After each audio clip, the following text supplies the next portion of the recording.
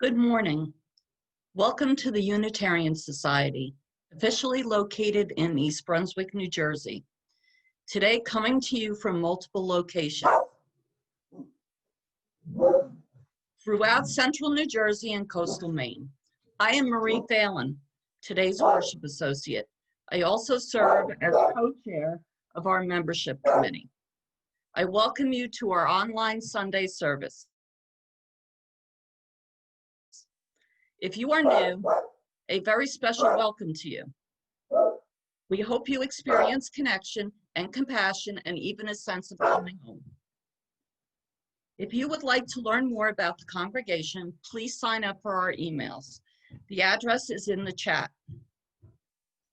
Feel free to type into the chat where you are joining us from and to use the chat as a way to engage, interact, and praise.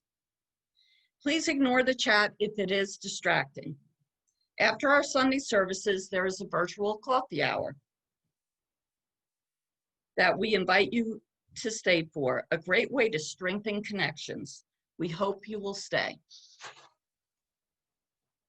We hope you caught our announcements before the service started. If you missed them, no worries. They will be repeated during the offertory. Thank you today to our worship crew. Andy Liebau as our Zoom tech, Vicki Banyard as our chat chaplain, and our musical director, Nicholas Place. Let us now join in saying together our bond of union, one of the founding documents of this congregation. The words are on your screen. In the spirit of community and service, we unite in the quest for those values that give our lives deeper meaning, spiritual satisfaction, reserving to each individual the right to their own beliefs as the nature of God and the universe.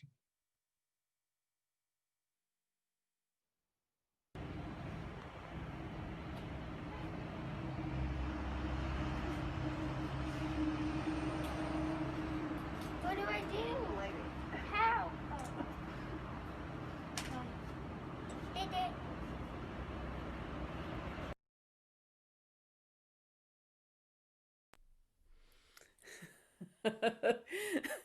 Isn't that delightful? Good morning. Good morning. Following in the footsteps of that delightful chalice lighting by a child in our congregation, I invite us now to kindle our at-home flames with the virtual chalice in our beloved sanctuary, affirming that these are a sign of hope.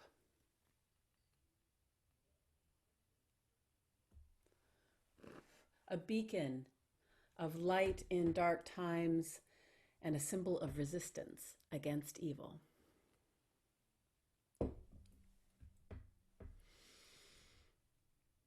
Our call to worship this morning is a poetic adaptation of words from Unitarian Universalist minister Kendall Gibbons. Reverence that is real for you. Lump in throat in the midst of nature's breathtaking beauty. Involuntary gasp under the umbrella of vast cosmos, touching the earth made of mycelium underfoot. Vibration of humility as we observe great mystery. Reverence that is real for you. Let go of that picture. Old bearded man sitting on a cloud keeping score. Even if you believe in God, that portrait does your belief no justice. Set aside that image. Start over. Let emerge a reverence that is real for you. Perhaps you will live into T.S. Eliot's wisdom, ending up back where you started knowing it as if for the first time. Perhaps you will never return to that home again, but find yourself a new one, a larger, longer, more pathless journey that we Unitarian Universalists, we humanists, we religious liberals share. You shall not be alone. We shall not be alone, ever finding a reverence real for us. It is good that we gather together.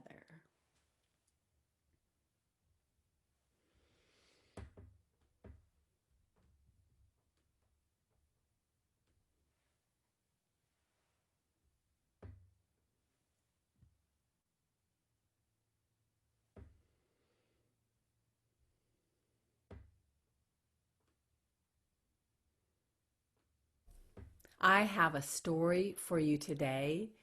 It is a story you might be familiar with. It comes to us from Asia. We find it in Buddhist and Hindu traditions and even in Islam. It is a story of some people who have never seen an elephant, don't know exactly what it is, but have heard marvelous things about it and are curious. And they get to meet an elephant, but they only get to do so blindfolded. They cannot see with their eyes, but they can experience the elephant with their hands.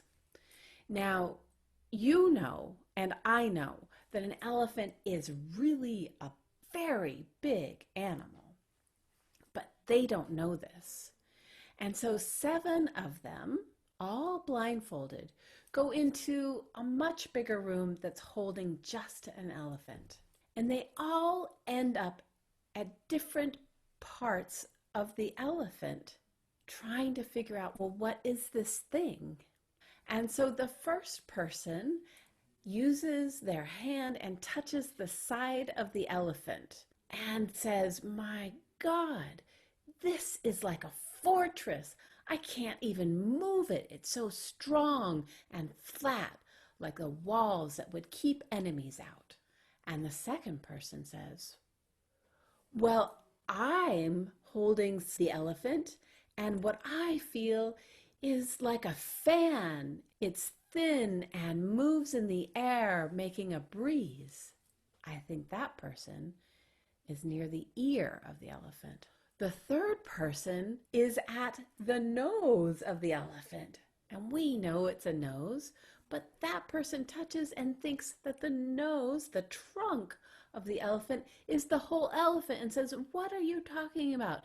An elephant is like a very large snake. It's flexible and long. A fourth person nearby to the third says, what are you talking about? An elephant is sharp and hard like a spear. I think they're touching the tusk.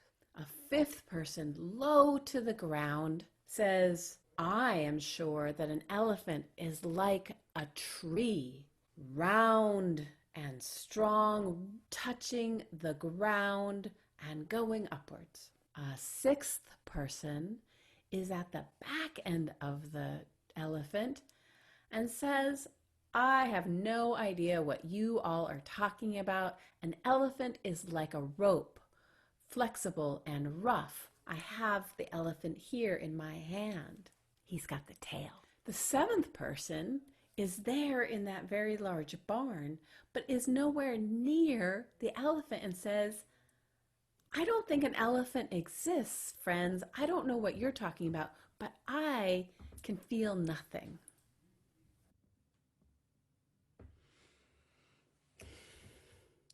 So, I wonder what happens if all 7 of those people who were discovering for the first time what an elephant is, what would happen if they all went their separate ways, never ever listening to each other? How would that impact their understanding of what an elephant is? Would they have a clear view? And I wonder also what would happen is if in addition to trusting their own experience, if they listened deeply to what the others were saying and what the others were experiencing, do you think that they might have a clearer view, a clearer understanding of what an elephant is? I think they would.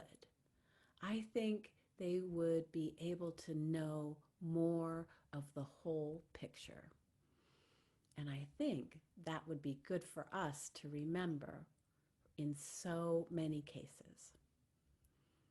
Thank you for listening to my story. I believe that we are going to be singing now. Good morning. Our first hymn today is Do You Hear? The lyrics are displayed on your screen.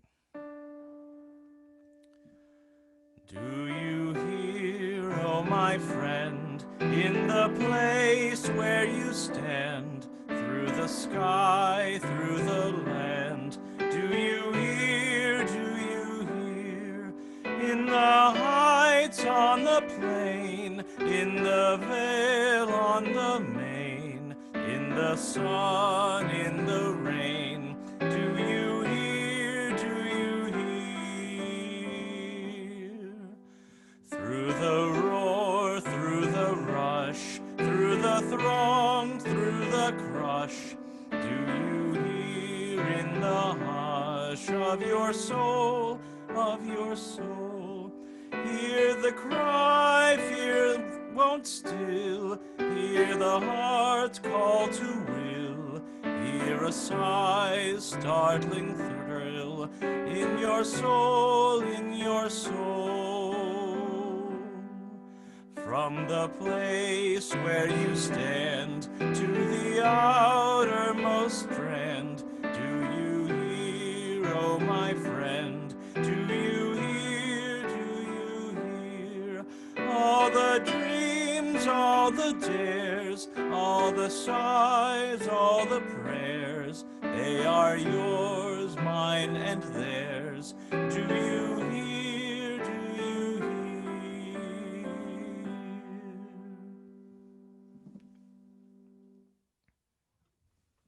It comes to us from Leah Morris. I'm listening. I am listening. Spirit, speak to me. I'm listening. I am listening. Spirit, speak to me. My ears are wide open.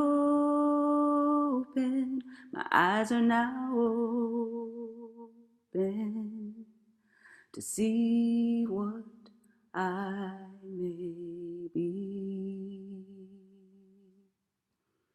I'm listening. I am listening. Spirit, speak to me. I'm listening. I am listening. In this moment of Spirit, speak through me. I can hear the voices of all my kin. I'm listening, singing. I'm listening, the tweeting, howling into the wind. My ears are wide open, and oh, the joy. My eyes are wide open, oh, the love to see and hear for you and me. Oh, I'm listening in this moment of silence. I am listening. I hear Spirit speak through me.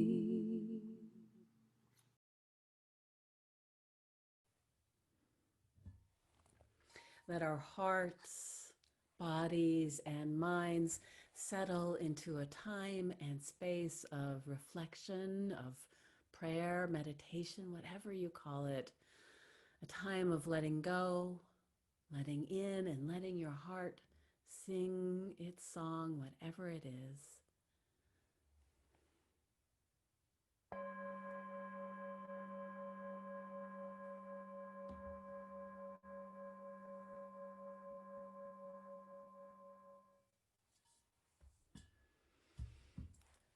Our hearts are full of longing.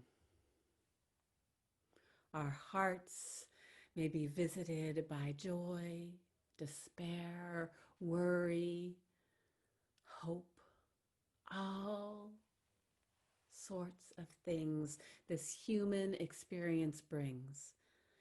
May we have the capacity to sit with whatever comes, welcoming it, befriending it, and then letting it go.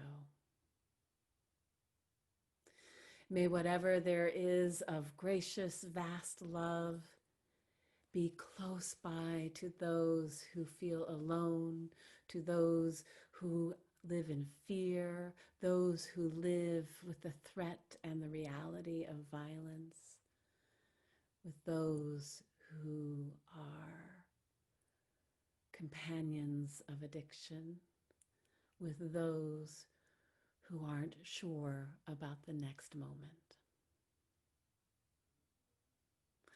If we have any extra love to give, let us lend it.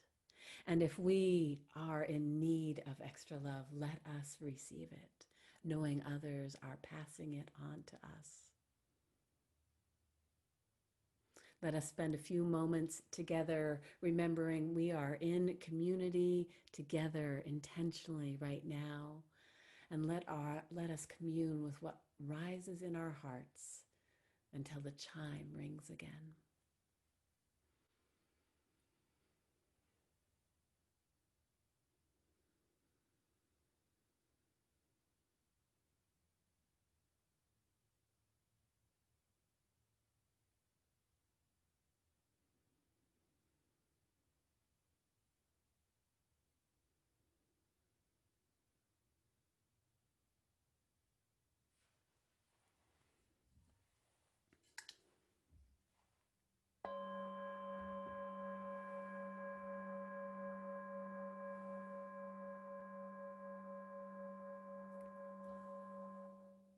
Amen. Let us now send our voices into the universe by singing Spirit of Life.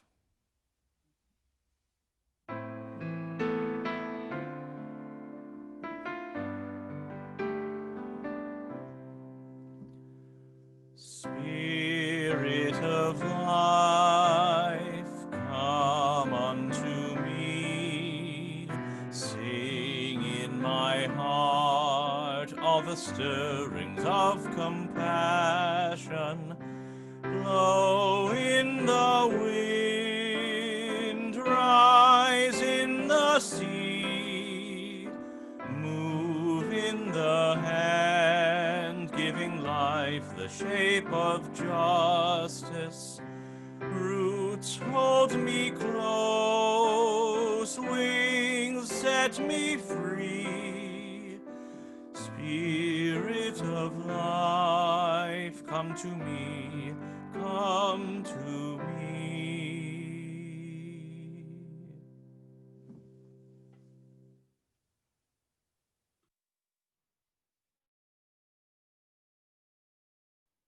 In the spirit of generosity, we will now take up this morning's offering. We invite you to use the link in the chat. We call it Be the Change, turning what was once the change in our pockets into the change we want to see in the world. Usually, half sustains this congregation, which sustains you. Usually, the other half goes to a worthy cause, living out our values and principles. However, today we will be giving away 100% of the offering. In fact, instead of sharing with our donation button, we are going to give you the information to give electronically directly to the recipient or to send them a check in the mail in order to reduce the fees that were taken out. As part of the work of local rapid response group that works to protect those who are undocumented from the broken immigration system, Dyer is raising funds for families who were not allowed to benefit from the federal stimulus relief. These are families who have been impacted more job loss than the general population, and no access to unemployment benefits or being in jobs where there are higher rates of exposure to COVID, and have not been included in formal social safety nets. This project is trying to get significant funds to these families, $500 for families of two, $1,000 for larger families. To meet the needs of all the locally identified families, over 2,700. $2 million is needed, yet only $40,000 has been raised.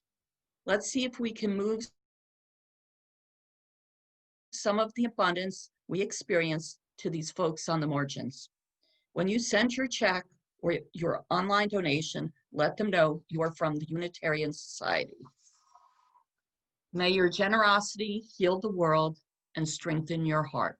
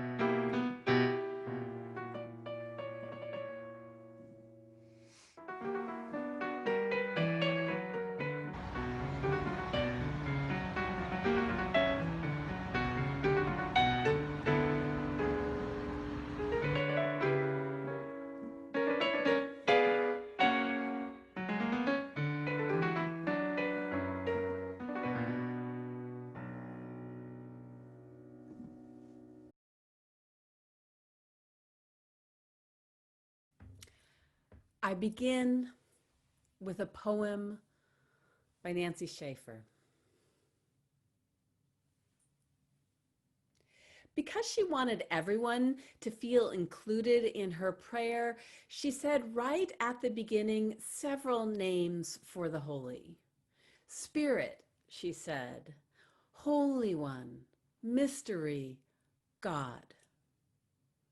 But then thinking these weren't enough ways of addressing that which cannot fully be addressed, she added particularities, saying, Spirit of life, Spirit of love, Ancient Holy One, mystery we will not ever fully know, Gracious God, and also Spirit of this earth, God of Sarah, Gaia, thou.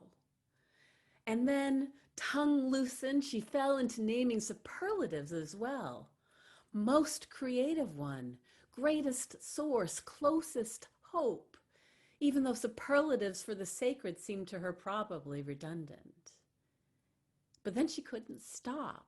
One who made the stars, she said, although she knew technically a number of those presents didn't believe the stars had been made by anyone or anything, but just luckily happened. One who is an entire ocean of compassion, she said, and no one laughed. That which has been present since before the beginning, she said, and the room was silent. Then, although she hadn't imagined it this way, others began to offer names. Peace, one said. One my mother knew, said another. Ancestor, said a third. Wind, rain, breath, said one near the back. Refuge, that which holds all. A child said water. Someone said Kuan Yin. Then womb, witness, great kindness, great eagle, eternal stillness. And then there wasn't any need to say the things she thought would be important to say. And everyone sat hushed until someone said, Amen. So goes the poem by the late Unitarian Universalist minister and poet Nancy Schaefer. It's called That Which Holds All. It is an elegant piece.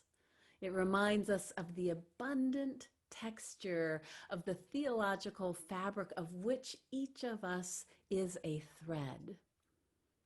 Some of the names may resonate with you. Some of the names might feel closer to a bruise than a caress. Some don't resonate at all.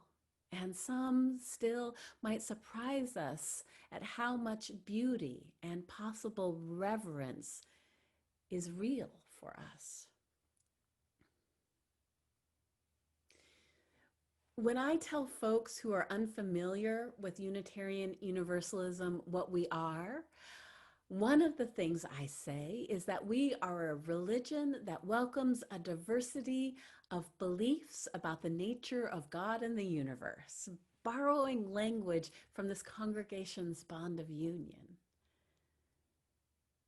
And that we believe it is possible to create community amid diversity, to create unity without denying diversity.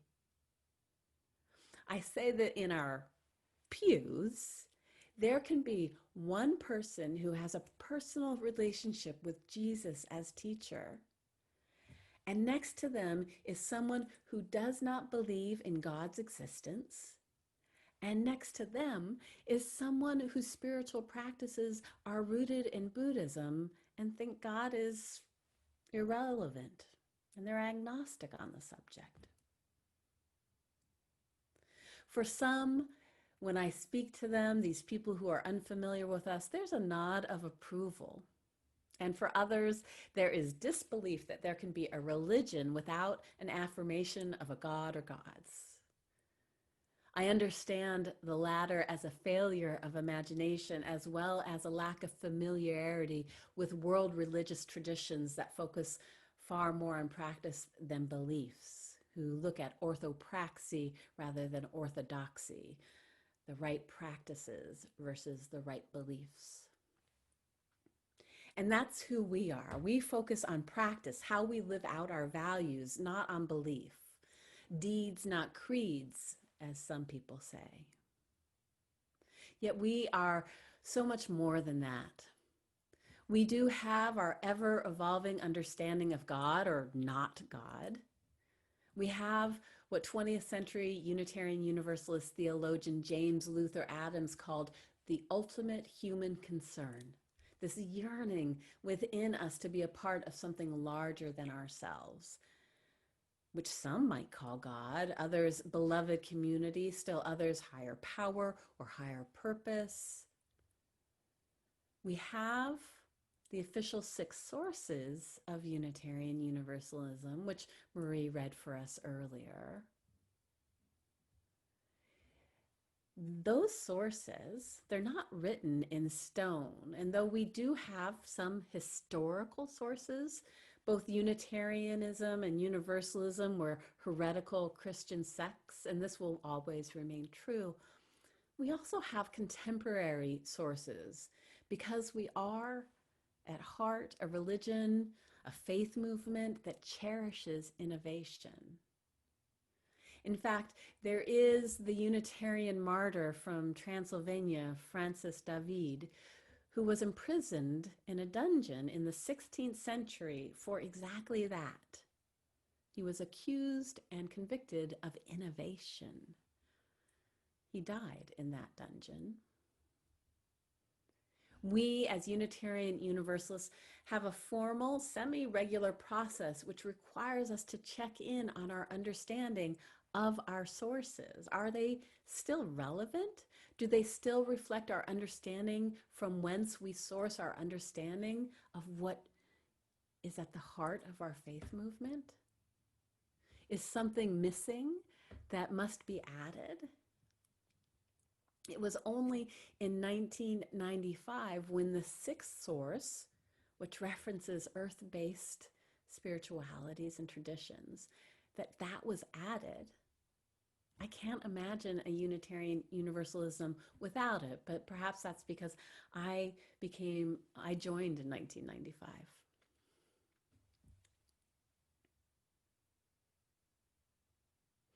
Unitarian Universalist minister Abhi Janamanchi describes Unitarian Universalism in this way. The center of Unitarian Universalism lies outside of itself, in the stranger, in difference rather than in similarity. In our faith, the margins hold the center. Can you hear that call to honor the diversity of our beliefs, our theological beliefs? Today's Time for All Ages was that ages-old parable that we find in Buddhism and Islam and Hinduism about the people who cannot see, and sometimes it's because they themselves are blind, or sometimes because they're blindfolded. There are versions where it is darkest night and no moon and stars, and they must figure out, using their direct experience, and I don't know if you hear it there, but that's our first source, right? Our direct experience. But they use direct experience to ascertain the nature of an unfamiliar object called elephant. And we see how off the mark each of them is when they rely solely on their own experience. We see what is possible when they come into conversation with each other and as a group when they listen to the surprising and perhaps even contradictory experience of others. Each comes out more informed. Each is better for it. And as a communal project, a more whole picture emerges, something closer to the truth that not one of them can discern on their own.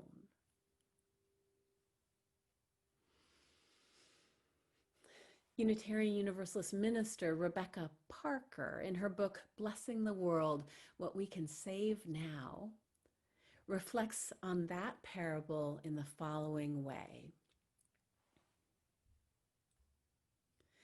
The only way any one of them could know the whole truth would be as if they listened to what their neighbors know.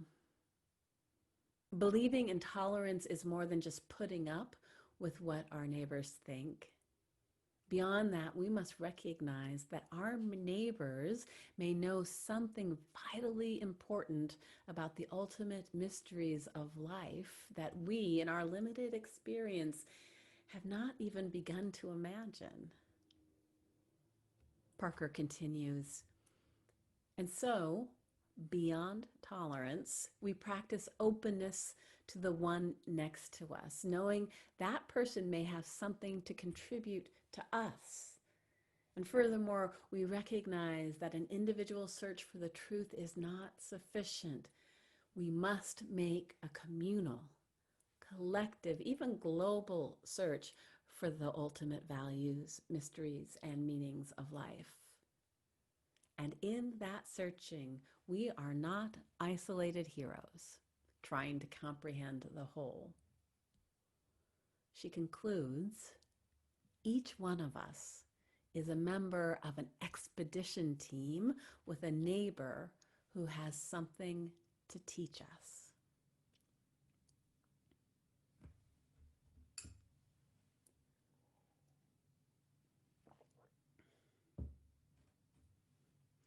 With our Soul Matters theme of deep listening this month, I would like to invite you to listen deeply to yourself and to others, your neighbors in the congregation, and perhaps the neighbors where you live. And when you listen to yourself, to make time to find the kernel of your understanding, it might be in a different place than it was the last time you checked in. Womanist theologian Monica Coleman talks about it like this. Imagine your religious life as an ear of corn. To get to the kernels of the corn, we have to strip away the husk and the silk that surround the corn. And the husk and the silk aren't bad. They surround the corn and allow the corn to grow to maturity. But sometimes we have to husk our own faith lives. Sometimes we have to pull away the complexities we've built around our understanding to get at the kernel, that one core value, the most basic truth we know to be true. So that's listening to self. And when you listen to others, listening to what your fellow congregants think, believe, suppose, speculate, experience to be true about the nature of God and the universe, don't fall into the trap that some UUs do. Listening in order to dispute or make others explain themselves or their theology, sometimes shaming them. That's no good in community. This invitation is an exercise in deep listening, hopefully leading to appreciation and the response, wow, as a UU, I love to glimpse the wisdom paths of others than my own. Wouldn't that be a wonderful way to respond? It's a move away from what we might call the animal farm approach. All beliefs are equal, but some, mine, are more equal than others. That's no good for community. And if we are able to keep away versions of the animal farm judge when we are listening to others, while we might not find validation and affirmation of our own already existing conceptions, we may well find something very different or just a little bit different, and it shines a new light on our understanding, allowing us to go deeper, allowing us to get clearer, and to become more grounded and thus more open to the truths of others, because we have come to understand our own truth even more.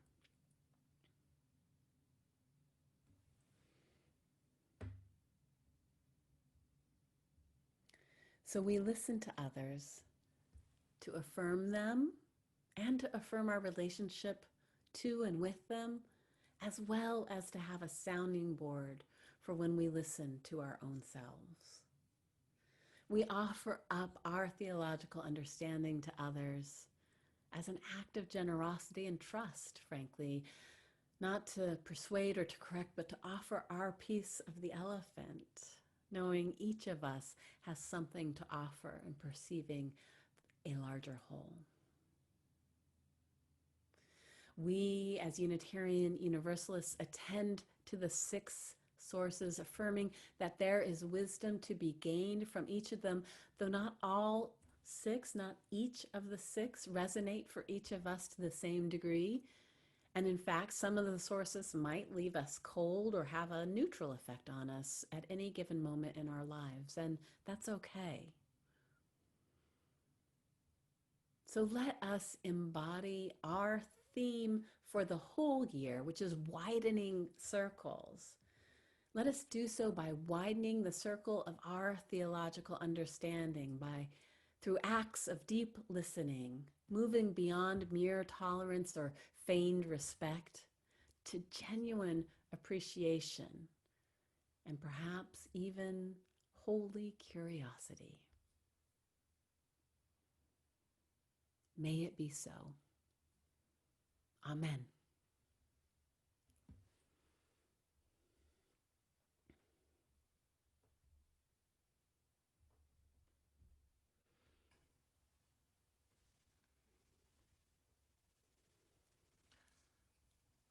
Our final hymn today is Wake Now My Senses. The words by Unitarian Universalist Reverend Thomas Michelson, set to a traditional Irish melody. It invites us to dance with the mysteries and meanings of life.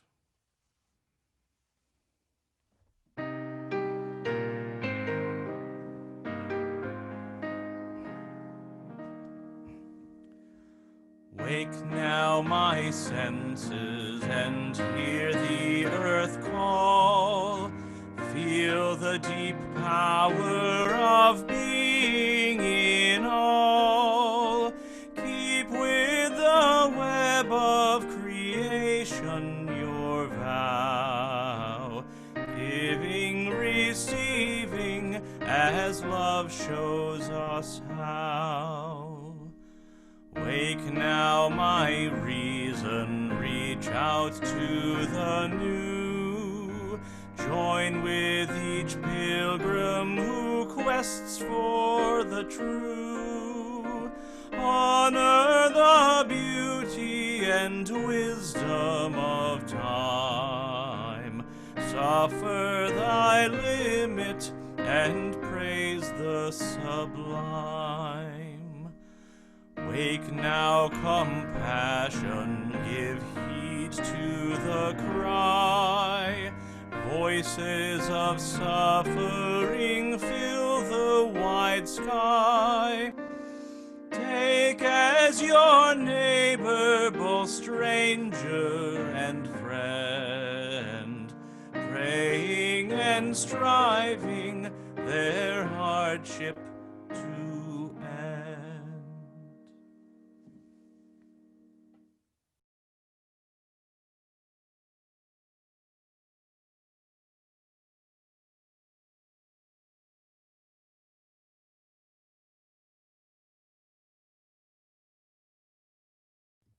It works better when I'm unmuted.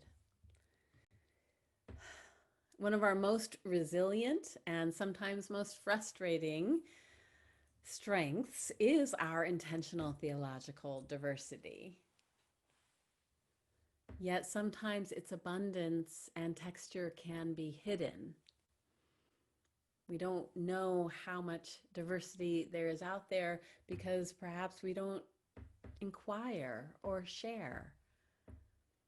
As a project of the membership class, You and TUS, that's what we call it, and You has YOUU, we would like to invite you to make a 60-second video naming and briefly describing your theological orientation. Are you a Christo-pagan? Tell us about it. Are you a UU-boo Jew? We want to hear more. Are you an atheist who chooses curiosity rather than judgment about those who believe in God? Record it and send it in. Are you on an ever-changing path? Let us know. Record yourself using your phone, or you could do it on Zoom. Start by sharing your name and then your theological orientation, but just in a minute or less. That's about 100 words. We will use these in our online membership class, as well as possibly create something for our website. So this information will be public. Since it's one of our strengths as a faith movement, let's tell the world it is possible to live this way.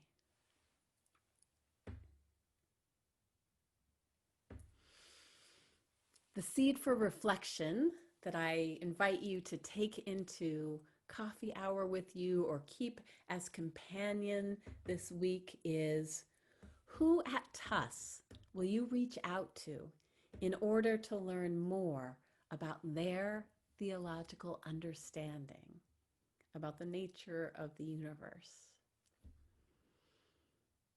And when you are in coffee hour, and I do hope you'll stay, it's one of the ways we make connections and keep them going.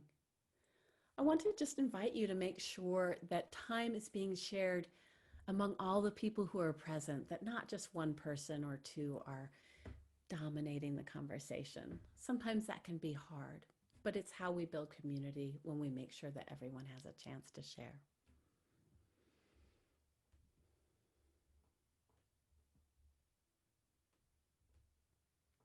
It is time now for us to extinguish our chalices. Please say these words with me. They're on your screen.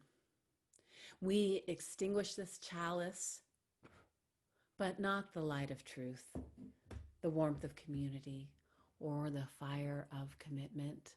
These we carry in our hearts until we are together again.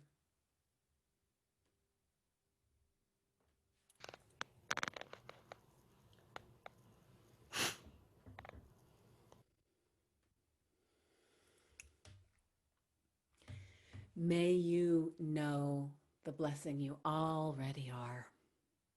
And may you sense the blessing you yet can be. And may we all go out and be a blessing in the world.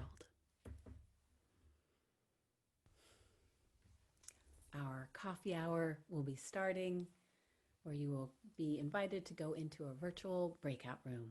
It's so good to have been together.